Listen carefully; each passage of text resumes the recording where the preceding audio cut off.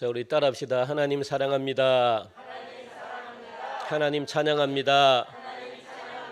하나님은 내 아버지십니다. 네, 감사합니다. 예. 성경은 끊임없이 마음에 대해서 이야기를 하고 있는 것을 볼 수가 있습니다. 로마서 1장 28절 우리 한번 화면에 볼까요? 같이 읽읍시다. 시작.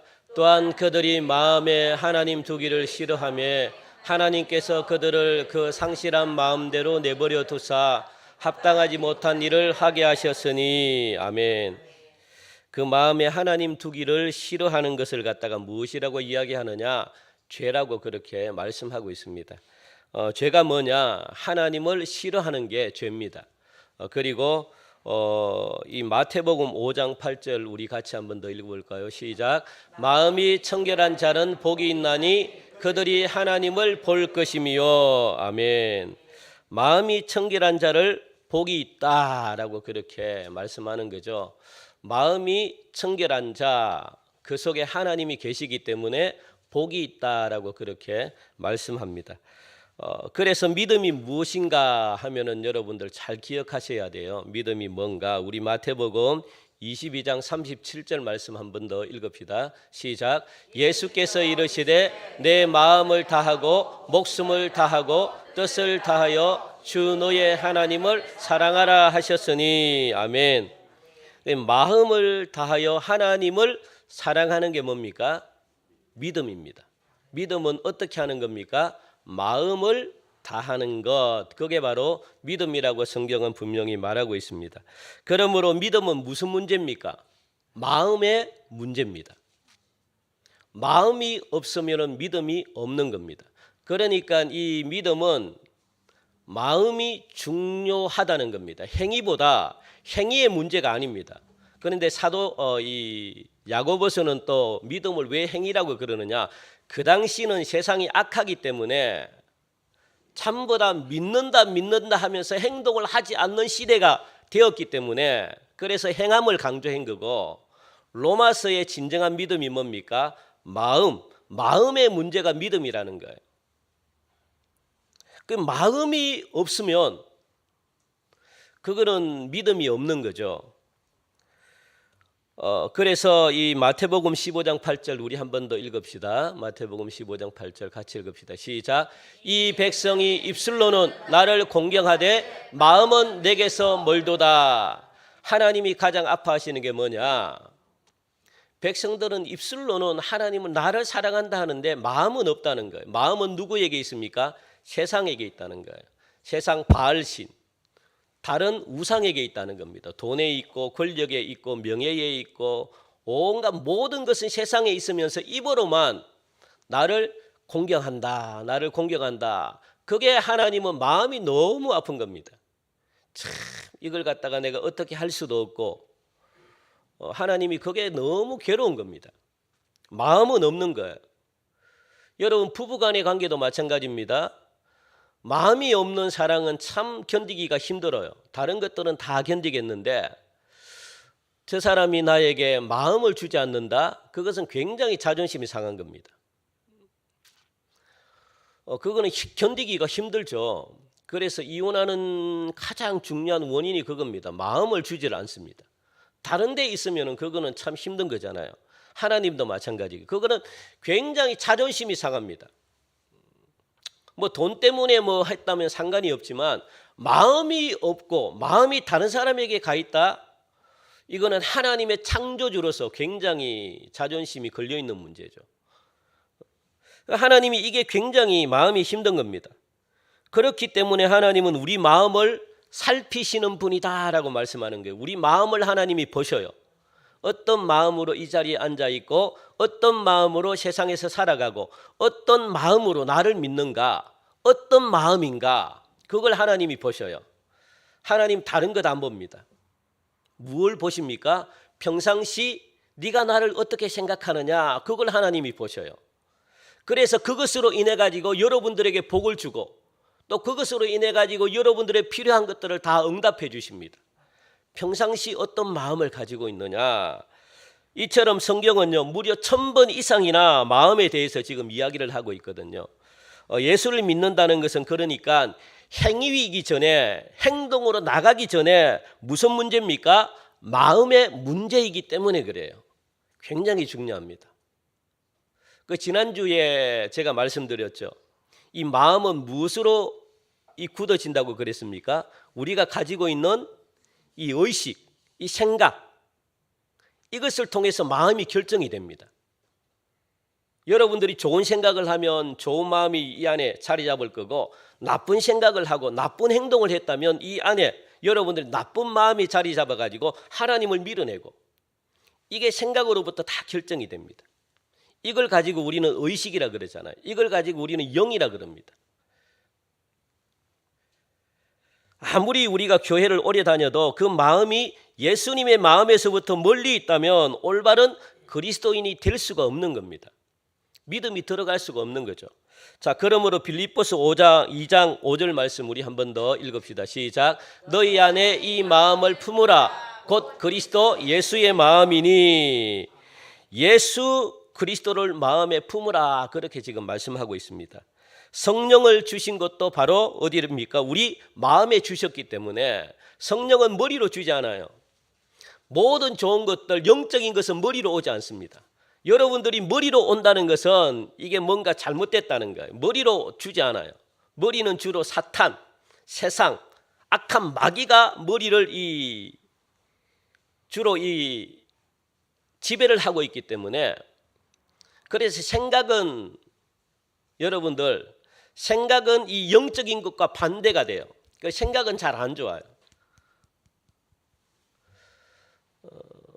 그래서 이 생각을 여러분들이 지배를 성령님이 지배를 해버려야 되는. 그래서 이 의식을 여러분들이 자꾸만 바꾸셔야 돼요. 세상에 가지고 있는 생각을 하나님이 기뻐하는 생각으로 자꾸만 바꾸셔야 됩니다. 왜? 이게 영으로 결정이 되니까. 이게 마음으로 결정이 되니까.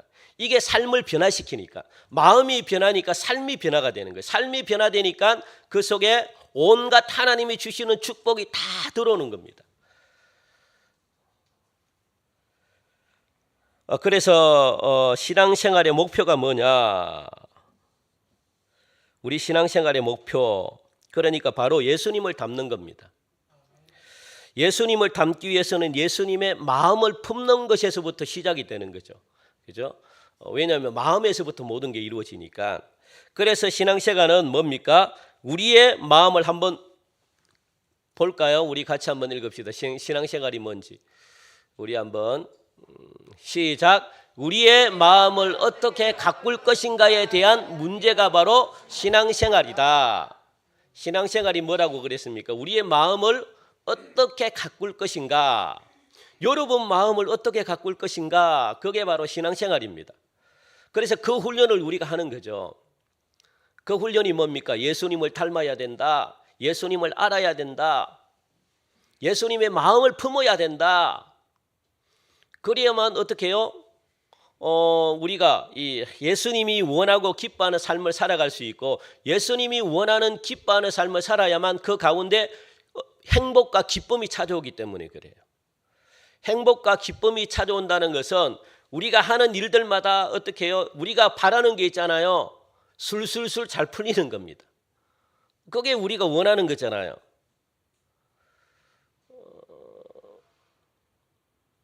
그러니까 그걸 하나님이 여러분들이 주시겠대요. 그 주는 근본적인 첫 번째 순서는 바로 요거라는 거예요. 요거. 그게 먼저가 아니고, 그런데 우리는 그걸 먼저라고 생각해 버린 거예요. 복, 잘 되는 것. 그런데 잘 되는 것이 순수가 있어요. 그 순수가 뭡니까? 우리의 마음을 어떻게 가꿀 것인가, 어떻게 예수님의 마음을 품을 것인가, 그게 먼저라는 거예요. 그러니까 자꾸 우리가 안 돼요. 왜? 순서를 갖다가 자꾸만 이렇게 반대로 거꾸로 가니까. 복이 먼저가 아니고, 복의 근원을, 이 복을 누가 주시는가, 그걸 잘 아셔야 돼요. 어떻게 해야만 복을 받는가, 그게 먼저입니다. 성경은 그걸 가르쳐주고 있거든요. 그래서 예수님의 마음을 닮아야 된다. 예수님을 본을 받아야 된다. 예수님처럼의 삶을 살아야 된다. 왜? 그 속에 복이 있으니까. 그래서 이 신앙생활이라는 것은 우리의 마음을 어떻게 가꿀 것인가에 대한 문제, 이걸 치열하게 우리가 싸우는 거잖아요. 그런데 마귀는 이렇게 살지 못하도록 또 우리를 치열하게 또 방해하네요. 왜? 이렇게 살면은 자기를 추종하는 세력들이 자꾸만 없어지니까, 사람들이 복을 받으면 안 되니까, 사람들이 잘 되면 안 되니까, 이게 마귀가 원하는 삶입니다. 마귀는 여러분들 좋은 거 주지 않아요. 잘 되는 꼴을 못 봅니다. 그러니까 자꾸만 예수님을 닮지 못하도록, 그리고 또 이 좋은 마음을 품지 못하도록 자꾸만 마귀가 하는 거지 사람이 하는 게 아닙니다. 사람은 잘못이 없어요. 그 속에 지배하는 게 마귀이기 때문에 그래요. 그래서 마귀를요 쫓아내야 돼요. 쫓아내지 않으면 사람이 안 변합니다.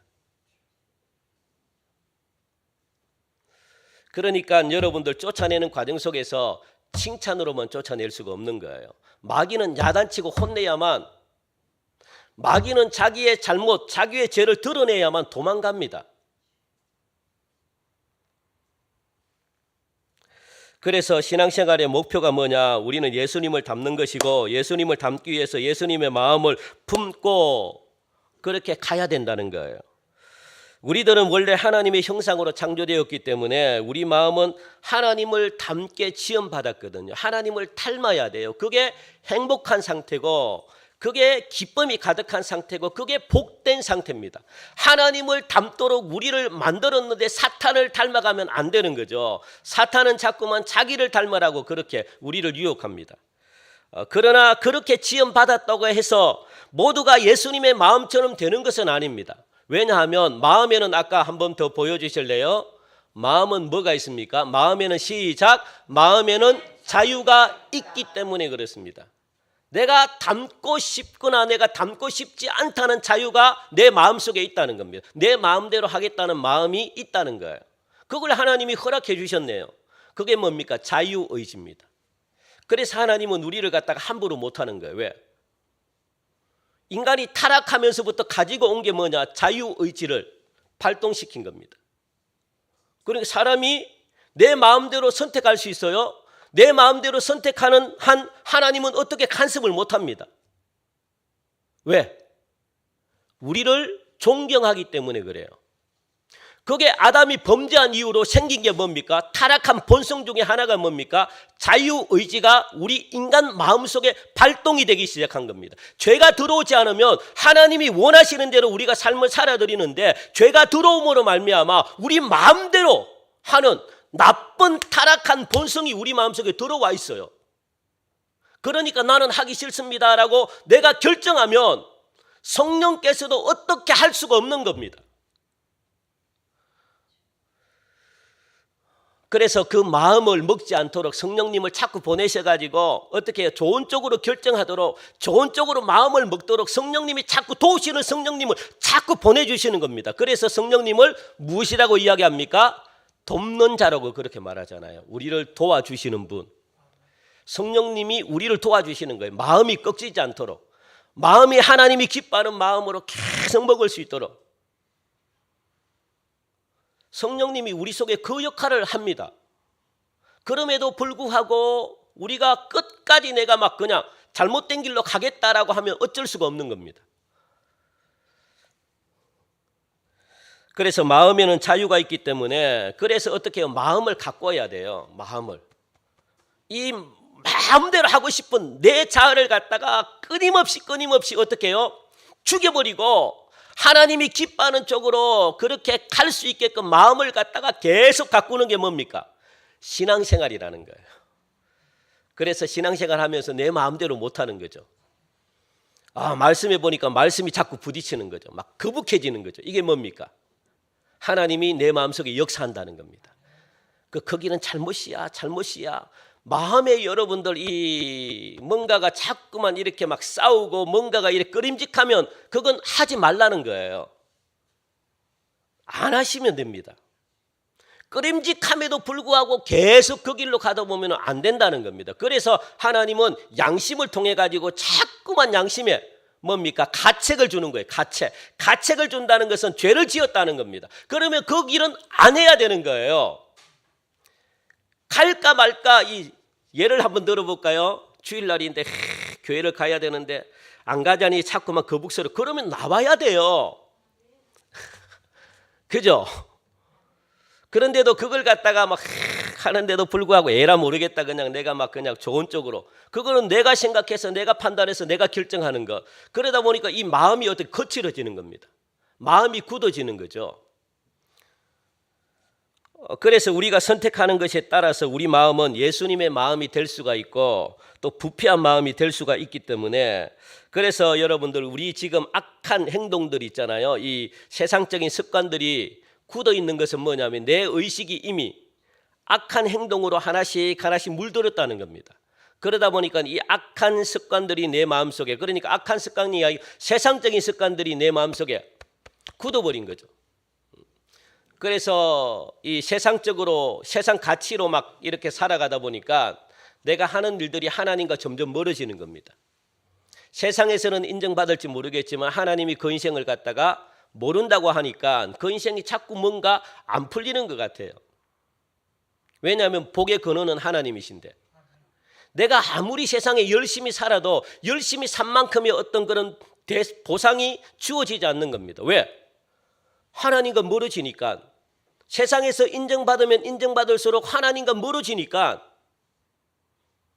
그런데 우리가 거기에 여러분들 좌절하고 막 하나님을 원망하죠. 내가 세상에 이렇게 열심히 살았는데, 내가 세상에서 인정받고 이렇게 막 열심히 노력하는데 왜 자꾸만 노력한 만큼 이렇게 보상이 주어지지 않는가? 거기에 대한 딜레마에 빠지는 겁니다. 그러다 보니까 하나님을 원망하고 하나님을 떠나게 되는 거예요. 그 반대인데 내가 잘못해서 그런 건데, 이 원리를 모르다 보니까 자꾸만 반대로 가는 겁니다. 왜? 복의 근원이 하나님이시기 때문에, 하나님으로부터 이 세상의 모든 복은 하나님으로부터 주어진다는 그 사실을 갖다가 모르기 때문에, 내가 노력해서 얻는다고 생각하기 때문에. 그거 아닙니다.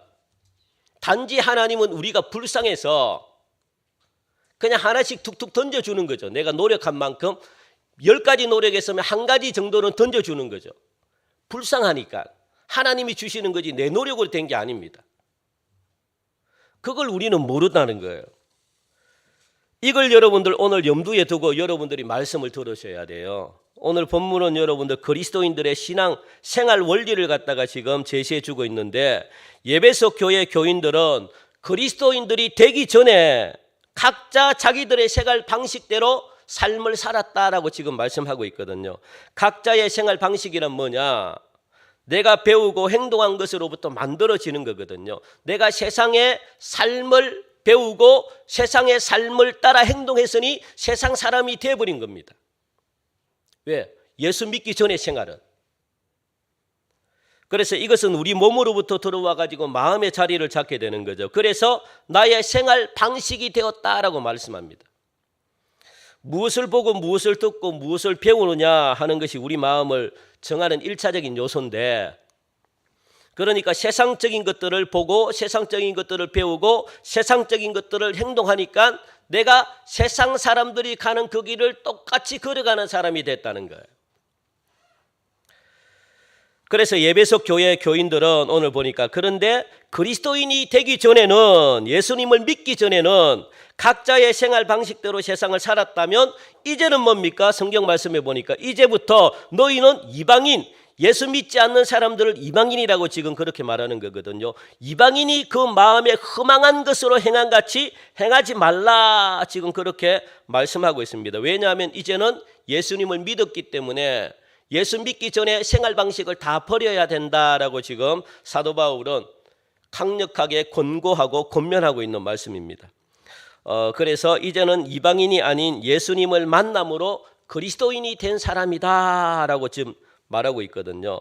그러므로 사도 바울은 전에 이방인으로 살던 이 예배소 사람들이 이제는 예배소 교회 성도들이 돼가지고 그리스도인, 크리스찬이 되었기 때문에 주의 이름으로 내가 엄숙히 명령한다. 뭡니까? 이렇게 살아야 된다. 이제부터 그렇게 너희들에게 권면한다. 이렇게 살아야만 행복해지고, 이렇게 살아야만 복이 들어오고, 이렇게 살아야만 너희들이 기쁨 가운데 살 수 있고 평안한 가운데 살 수 있다라고 말씀하고 있는 겁니다.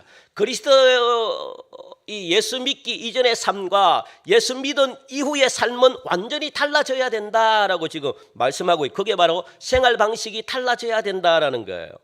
그래서 사도 바울은 하나님의 권위를 힘입어 가지고 오늘 말씀을 지금 선포하고 있는 것을 볼 수 있습니다.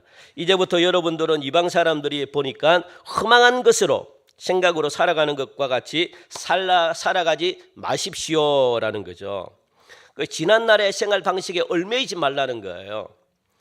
허망한 욕정을 따라가지고 살다가 썩어져 없어질 그런 옛사람을 벗어버리라. 마음의 영을 새롭게 해가지고 하나님을 따라서 참된 의로움과 거룩함과, 오늘 성경 보니까 이 거룩함으로 지음을 받은 새 사람을 입으라, 그렇게 권면하고 있습니다. 그게 우리가 살아가야 될 삶이죠.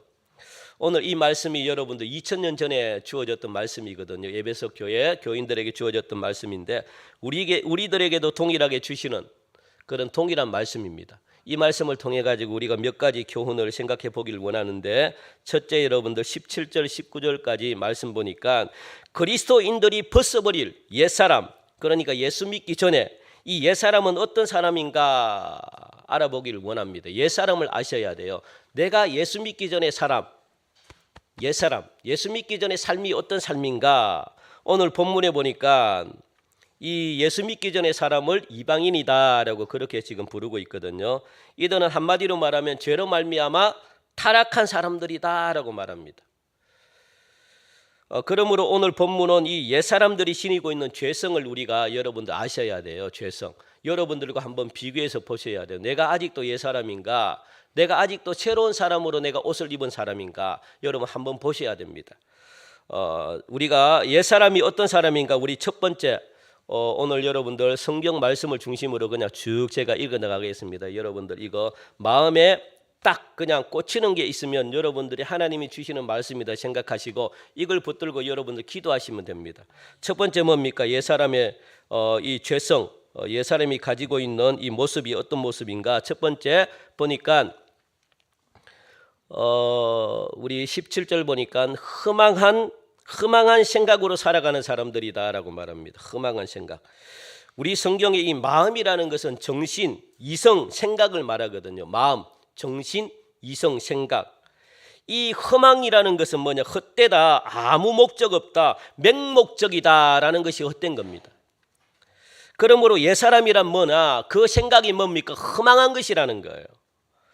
정신이나 이성이나 생각이 아무런 목적이 없는 사람들, 그리고 맹목적으로 살아가는 상태에 놓인 사람들을 무엇이라고 이야기하는가? 허망한 사람들이다라고 말합니다.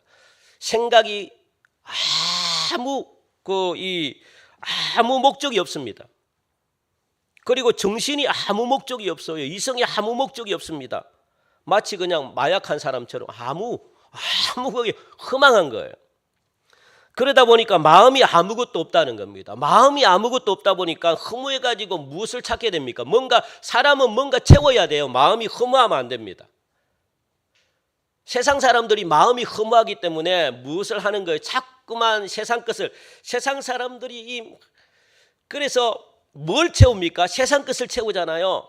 쾌락을 채우고, 또 운동으로 채우고, 또 먹는 것으로 채우고, 또 무엇으로 채우면 취미로 채우고, 또 막 권력 얻으려고 채우고, 또 물질로 채우고. 그런데 그것으로 이 우리의 허무한 마음이 채워집니까? 여러분 한번 안 해보셨어요? 허무할 때 있죠. 내 마음이 뭔가 허하다, 뭔가 공허하다, 이런 느낌이 들 때가 참 많잖아요. 그러다 보면 우리가 어디로 여행을 가거나 아니면은 친구들 불러가지고 뭐 맛있는 음식을 먹거나 영화를 본다든가 뭐 취미 생활을 한다든가 이렇게 해도 채워지지 않아요. 허무한 것은. 그런데 세상 사람들이 그렇다는 거예요. 그래서 이 빈 마음을 반드시 우리 마음을 채워야 돼요. 그래서 하나님을 모시든가 마귀를 모시든가 둘 중에 하나는 우리 마음에 모셔야 됩니다. 그래야만 그 허무한 게 채워지기 때문에. 허무하다는 거예요. 그런데 세상의 것으로는 우리 마음을 못 채운다고 그렇게 말씀합니다. 왜냐하면 하나님이 우리를 하나님의 성품으로 우리를 만들었기 때문에 하나님의 영이 들어가야만 만족을 느낄 수 있어요. 그래서 아무리 물을 마셔도 이게 허한 겁니다. 아무리 권력을 가져도 허한 겁니다. 여러분들이 원하는 그런 어떤 물질을 가져도 허한 겁니다. 이것으로 채워지지 않기 때문에. 그래서 여러분들 그래서 우상 숭배를 하게 되는 거예요. 하나님을 하지 않고 자꾸 하나님을 부인하게 되는 겁니다. 하나님을 인정하지 않으니까 행복을 얻을 수가 없고 삶의 열매들이 나타나지 않습니다. 두 번째 옛사람의 성품이 어떤 것인가 보니까 총명이 어두워졌다라고 지금 말씀하고 있거든요. 하나님을 아는 지식이 없다는 겁니다. 하나님을 알아볼 수 있는 영이 죽은 상태에 있는 사람들입니다. 그러므로 하나님 없이 살아가는 사람들이 뭡니까? 총명이 어두워진 사람들이다. 세 번째는 뭡니까? 무지한 사람들이다 라고 지금 말씀하고 있거든요. 여러분들 무지하다는 것은 지식이 없다는 거예요. 그죠? 그런데 이 하나님은 지식의 근본이라고 말씀하고 있습니다. 지식. 그 지식이란 게 뭐냐? 하나님을 알아가는 힘이 지식이거든요. 그런데 이게 없으니까 하나님을 알 수가 없는 겁니다. 그래서 그 하나님을 알아볼 수 있도록 누구를 보내셨느냐? 예수님을 보내셨잖아요. 너희들 자꾸 없는 하나님을 찾을까 봐, 하나님이 안 보인다 할까 봐 보이는 하나님을 보냈는데 그분이 바로 예수님이시라는 거예요. 예수님을 통해 가지고 나를 좀 알아라. 내가 하나님이야. 너희들 하나님 눈으로 보면서도 나를 왜 모르니? 그러니까 무지하다는 거예요. 우리 교회는 무지하면 안 됩니다. 여러분들. 무지하면 어려움을 겪을 수밖에 없습니다. 무지하면 당해요. 모르면 당합니다. 그래서 하나님을 깊이 있게 알아야 돼요. 그래서 예수님을 모르면 안 된다는 겁니다. 종교적으로도 도덕적으로도 맹목적인 상태에 있는 사람들을 말하고 있고, 그리고 또 옛사람의 성품이 뭡니까? 네 번째로 마음이 굳어진 사람들이다. 돌 같은 마음이라는 거예요. 완고해졌다는 겁니다. 전혀 감각이 없는 상태에 있는 사람들. 그래서 판을 찔러도 피 한 방울 나지 않는 사람들 있잖아요. 그게 바로 마음이 굳은 사람들입니다. 양심이 마비된 사람들이죠. 그리고 무지한 사람들과 마음이 굳어진 사람들, 그리고 또 옛사람은 뭐냐? 감각이 없는 사람들입니다. 감각은 고통과 슬픔을 전혀 느끼지 못한다는 뜻이거든요. 그리고 찔러도 피 한 방울 안 나오는 사람, 똑같은 말입니다. 거의. 그 슬픔을 느끼지 못하고 고통을 느끼지 못하는 그런 시대에 우리가 살아가고 있습니다. 수치를 몰라요. 내가 부끄러운지 몰라요. 이게 요즘 젊은 청소년들에게 나타나는 현상입니다. 그들은 수치를 몰라요. 부끄러운 줄 몰라요. 길거리에서 그냥 막 남자 여자 그냥 껴안고 그냥 뽀뽀를 해도 부끄러운 줄 몰라요. 왜? 감각이 없거든요. 이 감각 마비가 이미 죽었거든요. 몰라요. 가르쳐 주질 않아요. 이거 심각한 사회 문제입니다. 지금 20대에도 마찬가지입니다. 이런 상태에서 나중에 여러분들 이런 아이들이 점점 세상을 이제 어른이 되면 세상은 정말 악해집니다. 무서운 세상이 돼요. 사람 찔러도 아무런 가책이 없어요. 양심이 죽었기 때문에. 그래서 양심의 가책을 못 느끼며 사는 사람들입니다. 이 시대의 가장 큰 문제죠. 이게 바로 옛사람입니다. 그리고 여섯 번째 뭡니까? 자신을 방탕에 방임한 사람들입니다. 방임이라는 것은 내맡긴다는 거거든요. 무엇이야? 무절제, 방종, 호색, 탐욕, 욕정, 이런 것에 막 절제하지 못하는 것, 이런 것이 그냥 내 자신을 맡기는 거예요. 왜? 내 마음이 허무하니까, 기쁨이 없으니까, 그냥 있으면 죽을 것 같으니까, 미칠 것 같으니까 내가 미쳐버리면 안 되는 겁니다. 그래서 무절제하게 살아가는 거예요. 그냥 무서운 시대입니다. 지금 여러분들. 그러다 보니까 여러분들 이 개인이나 사회적으로 아무런 기준 없이 마구살이로 살아가는 거예요. 그러다 보니까 무절제가 일어나고 방종이 일어나고 그냥 음란이 일어나고 호색이 일어나고 막 이런 것에 내 자신을 던져버린 거예요. 그냥 그 마귀가 얼마나 좋아하겠습니까? 이게 바로 옛사람의 모습입니다. 그리고 일곱째는 뭡니까? 모든 더러운 것을 욕심으로 행하는 사람들입니다. 여기 더럽다는 것은 뭐냐? 죄악된 삶이거든요. 이 욕심이라는 것은 여러분들 창녀의 음욕이 있잖아요. 창녀들이 음욕을 밝히잖아요. 음욕으로 나온 말인데 이 타락한 인간의 육체적인 욕심을 지금 이야기합니다. 물질적인 욕심에 대한 열망, 탐욕을 의미하는 겁니다. 끊임없이 이 탐욕을 가지는 거예요. 가져도 욕심을 내는 겁니다. 그래서 지금 세상에 전쟁이 일어나잖아요. 왜? 자기 것으로 만족을 못 하겠대요. 그러니까 다른 나라, 힘없는 나라 그냥 빼앗으려고 그러는 겁니다. 참 못된 탐욕이, 이게 예수 믿기 전의 마음이라는 겁니다. 그리고 8번째 뭡니까? 결국 옛사람이란 뭐나 하나님의 생명에서 떠나 있는 사람들을 이야기한다라고 말합니다. 이미 이 사람들은 이 헛된 생각과 무지함과 완고함과 총명이 어두워졌기 때문에 하나님의 생명에서 떠나가지고 영혼이 무감각해져가지고 자제적을 잃어버리는 거예요. 그 생활 속에 만족을 모르는 거죠.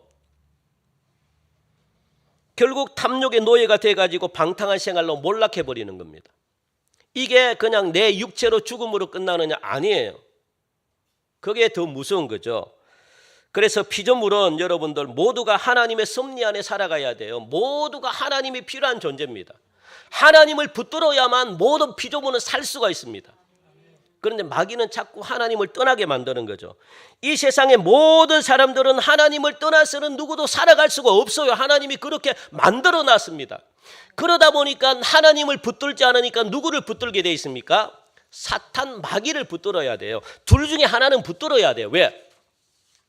영이 없으면 우리는 죽어요. 그러니까 영은 성령이나 아니면 악한 영 둘 중에 하나를 모셔야만 우리가 살 수 있습니다. 그게 인간입니다. 동물과는 다르죠. 그 하나님을 떠나버리니까 누구를 붙들고 살겠습니까? 마귀를 붙들고 살아야죠. 그러니까 마귀는 누굽니까? 마귀 한번 들리면, 귀신에 한번 들리면 여러분들, 귀신은요 전국 방방곡곡 더럽고 추잡하고 막 이런 데를 여러분 질질 끄실고 다닙니다. 귀신에 붙들리면 여러분들, 귀신은 무자비한 존재예요. 자비를 베풀지 않아요. 얼마나 못된 존재인데, 그래서 사람들이 악하잖아요. 엄청나게 악하죠. 어떻게 사람의 탈을 쓰고 저런 행동을 할 수 있는가? 할 수 있습니다. 왜? 그 속에 악한 영이 들어가 있기 때문에 얼마든지 우리의 상상을 뛰어넘을 정도로 악한 행동을 할 수 있습니다. 귀신은 그런 존재입니다. 여러분들을 봐주는 것처럼 그렇지 안 봐줘요. 처참하게 끝까지 결론은 지옥까지 끌고 들어가는 존재가 귀신입니다.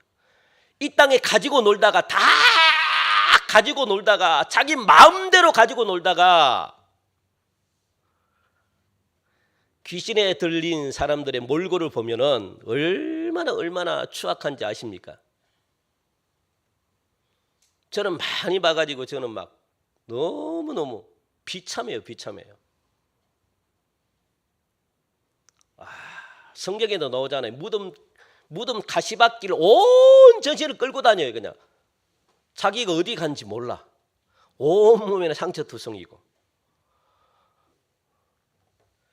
그런데 하나님을 떠난 사람들의 삶은 결과가 멸망이라는 겁니다. 그러므로 예수 믿고 구원받기 이전에 우리들의 삶의 상태는 뭐냐? 멸망의 상태였다는 거예요. 소망이 없었다는 겁니다. 그걸 지금 깨우쳐 주는 말씀이거든요. 우리는 이런 상태에서 구원받은 것에 대해서 여러분들 너무너무 감사하시기 바랍니다. 둘째는 뭐냐? 그러면 새 사람은 어떤 사람들인가 한번 생각해 보겠습니다. 21절부터 24절까지 말씀이죠. 새 사람, 첫째, 예수님을 배운 사람들입니다. 그러니까 그리스도를 배웠다는 것은 단순히 예수님의 생애 또 예수님의 역사를 배웠다는 게 아닙니다. 예수님을 생명의 구주로 모셨다는 거예요.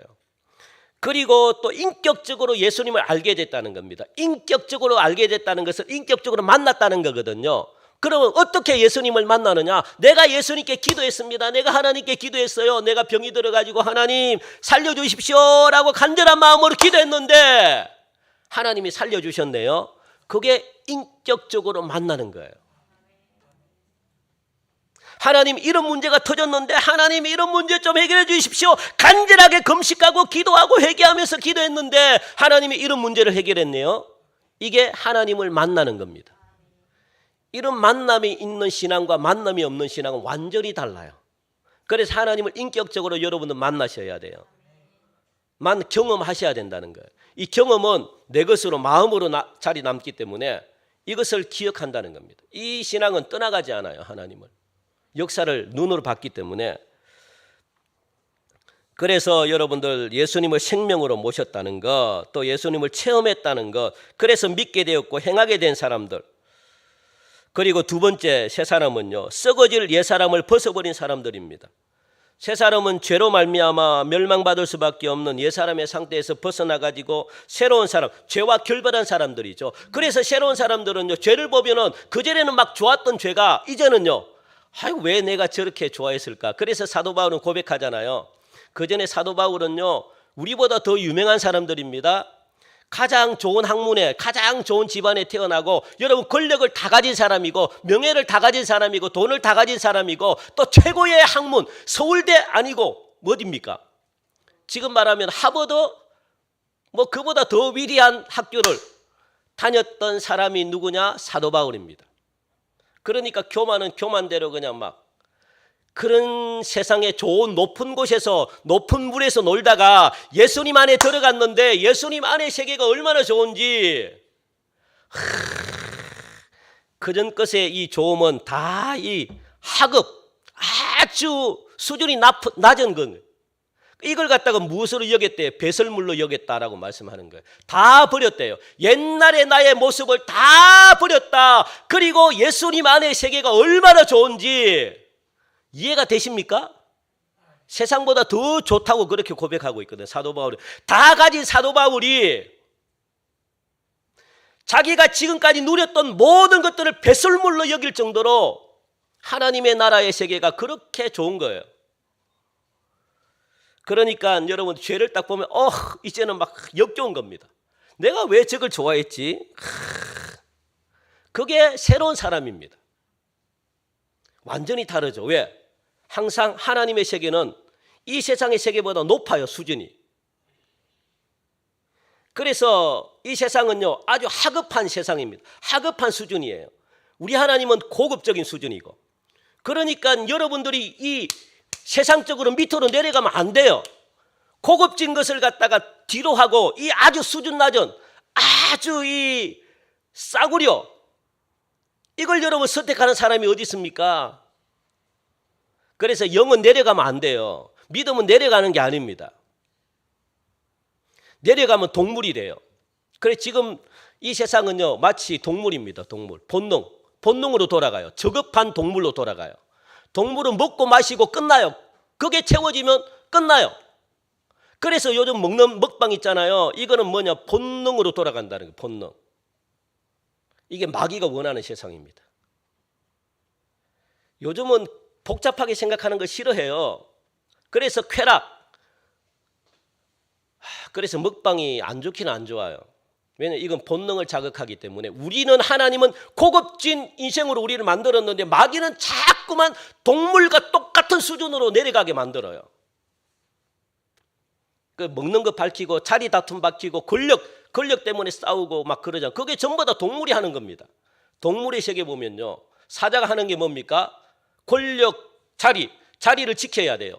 그리고 또 이 암컷을 많이 해가지고 자손, 종족 보존하고, 그리고 먹는 것밖에 없습니다.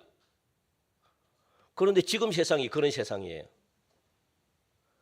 그만큼 세상이 타락했다는 겁니다. 그래서 썩어질 옛사람을 벗어버리라 그렇게 지금 말하고 있거든요. 옛날에 좋은 것. 그래서 세례라는 개념이 뭐냐? 예수님과 연합하는 삶입니다. 십자가의 주님과 날마다 내 죄를 갖다가 십자가에 못 박는 게 세례입니다. 그리고 부활의 주님과 연합해서 날마다 하나님을 향해 가지고 하나님을 바라보는 게 세례입니다. 우리는 그런 존재라고 지금 말씀하고 있습니다. 그래서 하나님만 바라봐야만 허망한 것들을 다 벗어버릴 수 있다라고 말하고, 그리고 새 사람은 뭡니까? 오직 심령으로 새롭게 된 사람들, 영으로 거듭난 사람들, 죄로 죽었던 영이 새롭게 살아난 사람들이다라고 말합니다. 죄로 죽을 수밖에 없는 사람들이. 그래서 하나님과 그때부터 교제가 가능해요. 하나님과 교제가 가능하다는 것은 뭐냐면 우리에게 필요한 모든 것들을 하나님이 주신다는 겁니다. 왜? 죽었던 영이 살아나니까. 하나님과 교제가 이루어지니까. 그래서 하나님만을 의지하게 되는 겁니다. 이런 역사를 여러분들이 눈으로 한 번이라도 경험하셔야 됩니다. 하나님을 만남으로 말미암아 내가 필요한 것들을 하나님이 주시는구나, 이걸 경험하셔야만 세상이 좋아지지 않습니다. 하나님을 붙들 수가 있거든요. 그리고 이 새 사람은 네 번째로 뭐냐? 새 사람이 된 거죠. 지금까지 말씀드린 구원받은 사람들을 이야기합니다. 하나님의 형상을 따라 재창조된 사람들입니다. 하나님의 속성이 뭡니까? 오늘 성경 보니까 의와 진리와 거룩함으로 거듭난 사람들이죠. 이들은 하나님의 구원으로 예수님 안에서 중생한 사람들, 그래서 바르게 살아가고 진리대로 살아가고 거룩하게 살아가도록 우리를 거듭나게 했다라고 그렇게 말합니다. 새로 지원받은 사람들이죠. 그렇다면 중생한 사람들은 어떤 삶을 살아야 되는가? 거듭난 사람들은 어떤 삶을 살아야 되는가? 이제 마칩니다. 조급해하지 마십시오. 이제 제가 한 10분 정도 일찍 끝나는 것 같아요. 이제 그죠? 그래서 저도 굉장히 뿌듯합니다. 이제 그래서 교회 꼭 나오셔요. 제가 될 수 있으면 설교를 어떻게 하면 줄일까 지금 막 이 고민에 지금 막 푹 쌓여 있습니다. 아주 행복한 고민을 하고 있습니다. 그래서 정확하게 10분 전에 제가 끝나겠습니다. 자, 그렇다면 이 거듭난 사람들은 어떤 삶을 살아드려야 될까? 셋째입니다. 거듭난 사람들의 삶의 법칙을 여러분들이 아셔야 돼요. 그게 25절부터 32절까지 말씀인데 제가 쭉 한번 읽어보겠습니다. 25절 우리 같이 읽읍시다. 같이 읽고 마칩시다. 시작. 그런즉 거짓을 버리고 각각 그 이웃과 더불어 참된 것을 말하라. 이는 우리가 서로 지체가 됨이라. 첫 번째 뭡니까? 몸된 교회의 지체의식을 가지고 거짓을 버리고 이웃과 더불어 참된 것을 말하며 26절 27절 분노로 범죄치 말고 오래도록 분노를 품지 말고 마귀의 미혹을 받지 말라는 겁니다. 그렇게 여러분들. 그리고 세 번째는 28절 말씀입니다. 같이 읽읍시다. 시작. 도둑질하는 자는 다시 도둑질하지 말고 돌이켜 가난한 자에게 구제할 수 있도록 자기 손으로 수고하여 선한 일을 하라. 그게 바로 세 번째입니다. 도둑질하지 말고 빈궁한 자를 도와라.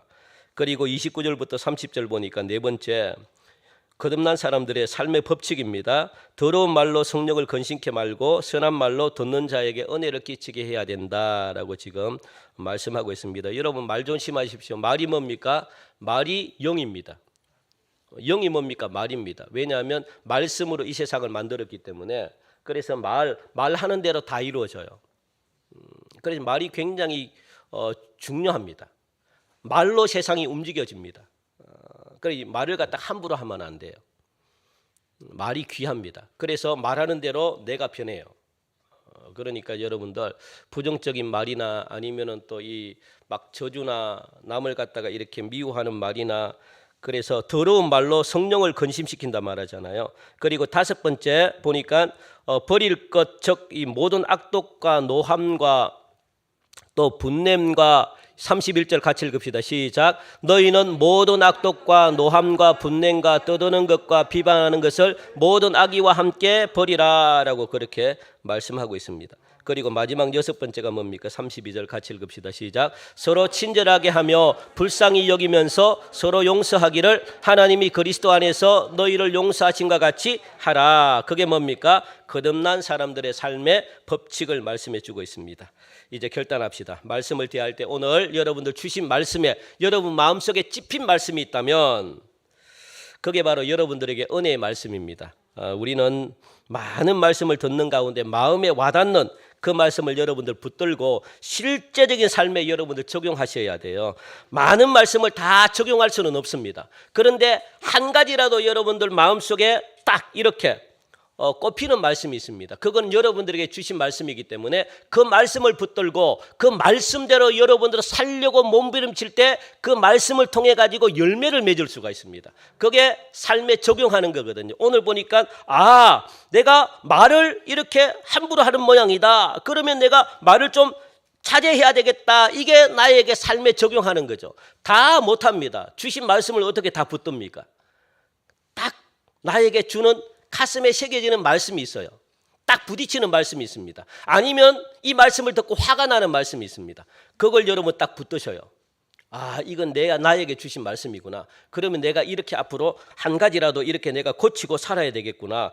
이게 실제적으로 여러분 삶을 변화시킨다는 사실 꼭 기억하시고 거짓을 버려야 되겠다. 선한 말로 듣는 자에게 은혜를 끼치는 삶을 살아야 되겠다. 이게 결단입니다.